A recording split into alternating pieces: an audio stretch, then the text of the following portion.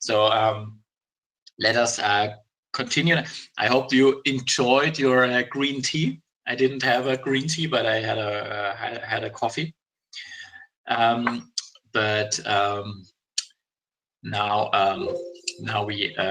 we go on.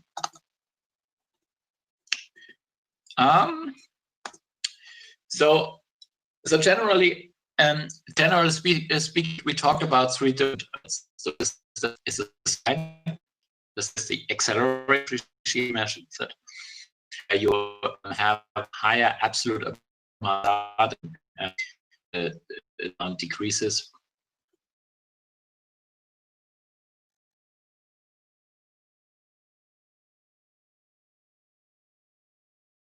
How much you depreciate. This is the related journal entry. When you record depreciation, so you debit depreciation and you credit accumulated depreciation. Notice accumulated depreciation. This is a contra account.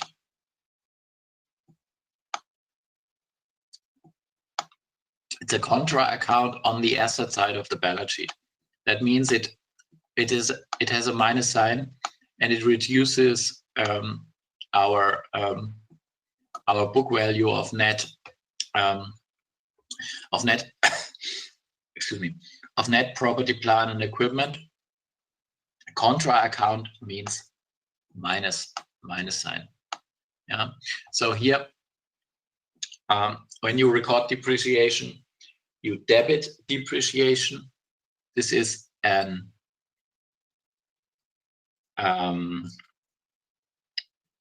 if we have our accounting equation.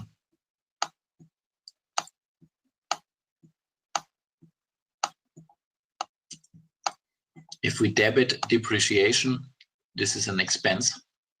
When we expense, equity goes down because it reduces our net income.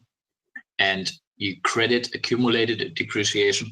Accumulated depreciation is a contra account, but it's an asset account. So if accumulated depreciation goes up, our net assets go down. Yeah. So this is how the accounting equation is affected. Does that make sense, or are there questions related to this journal entry?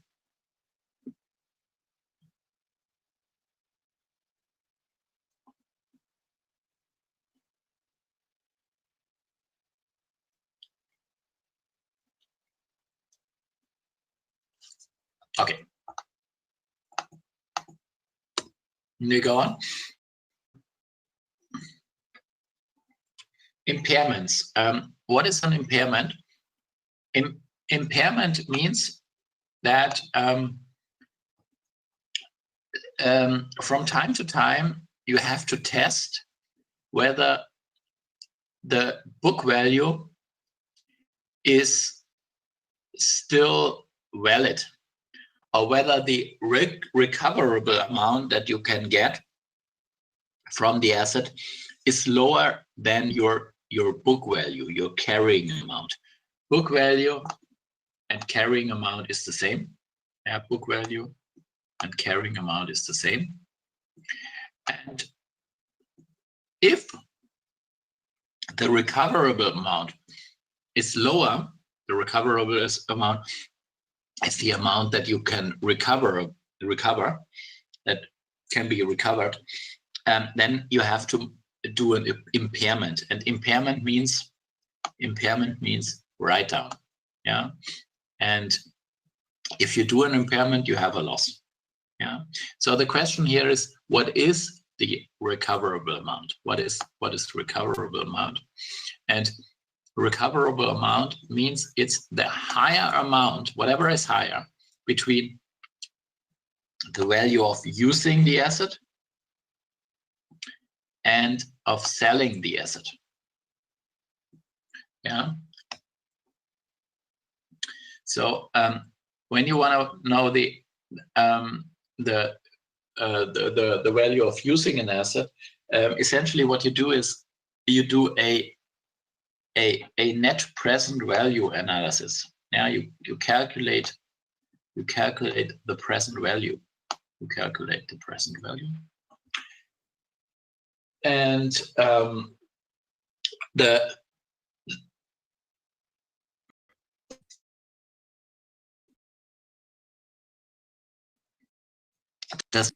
selling is whatever you get when you sell the asset. Yeah. And essentially, what you do here with an impairment test, with an impairment test, is you make sure that the value on the balance sheet, yeah, which is the book value or the carrying amount, book value or carrying amount is the same. You make sure that the book value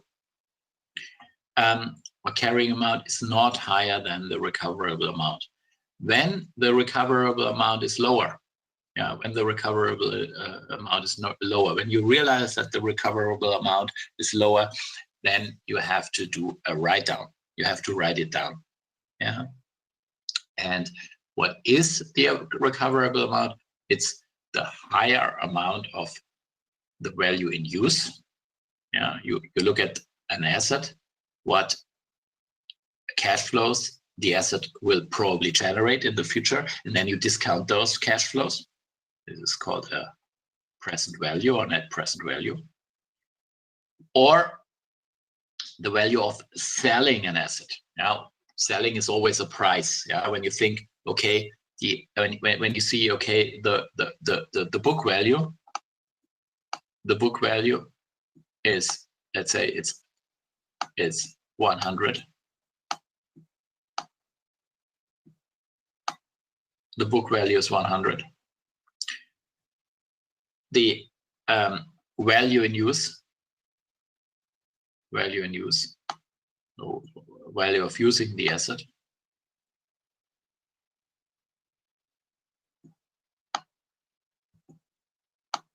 in use is, let's say it's 80, and the selling price of the asset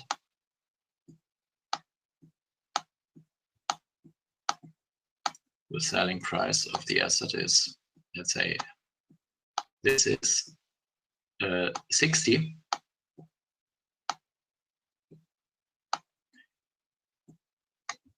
Then you have to look at it, and you have to recognize what the recoverable amount is. In this case, if you look at this this example here, what is the recoverable amount here? What is the recoverable amount here?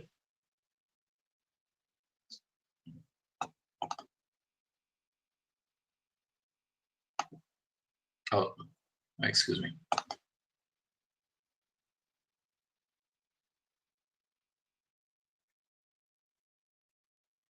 Sorry for deleting it.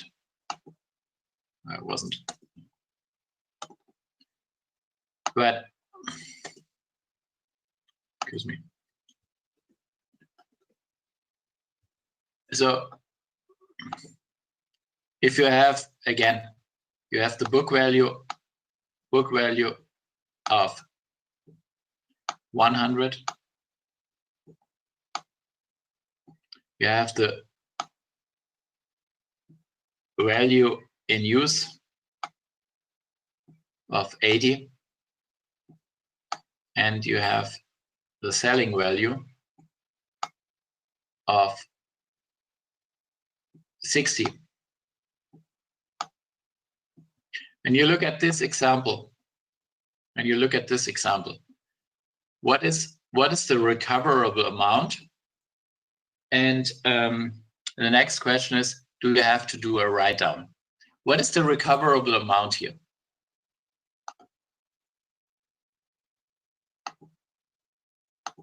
Exactly, it's 80. Yeah, 80 is correct. Yeah, 80 is the recoverable amount, because it's a higher of the higher amount of the value in use, which is 80, and the value of selling the asset, which is 60. So the higher is 80. And the next question is, do you have to impair the asset?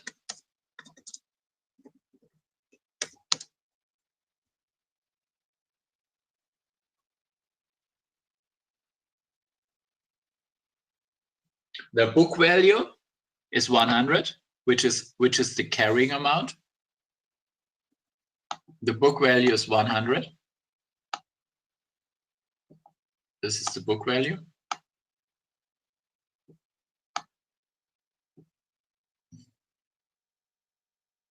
Is 100. Yeah. The recoverable amount is 80. Yeah. So do you have to write it down? Exactly. 100 is higher than 80. That means you have to write the asset down by 20. Yeah. So impairment, a loss is 20.